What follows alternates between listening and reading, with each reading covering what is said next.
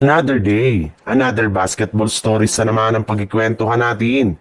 At ngayon nga ay ang nilampaso nga daw ni DeAndre Ayton si Giannis Antetokounmpo. At ang balitang nagpapakitang gilas na nga daw ang bagong player ngayon ng Golden State Warriors.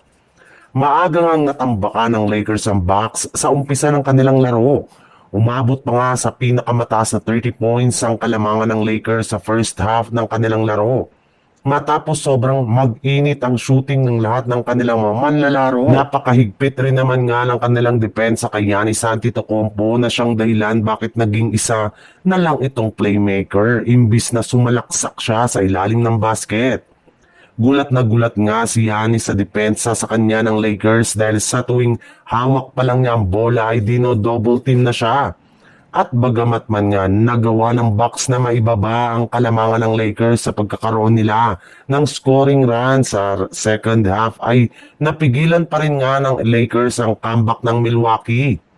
At isa nga sa mga dahilan na yan ay si DeAndre Ayton na buong game ay naging dominante, mapang-opensa man yan o depensa sa pagtatala niya ng 20 points.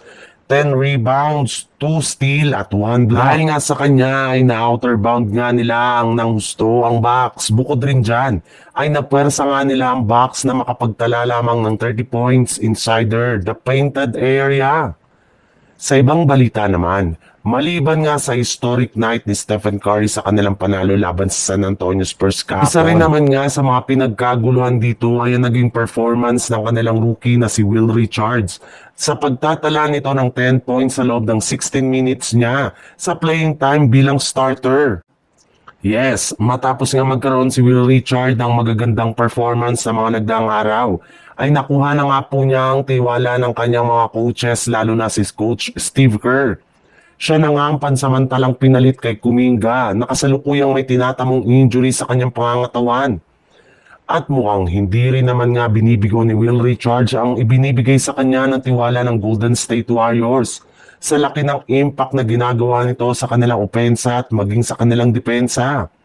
Meron nga itong shooting sa 3-point line at mid-range. At kaya rin naman niyang sumalaksak sa ilalim ng basket na siyang napapakinabangan ngayon ng Golden State Warriors.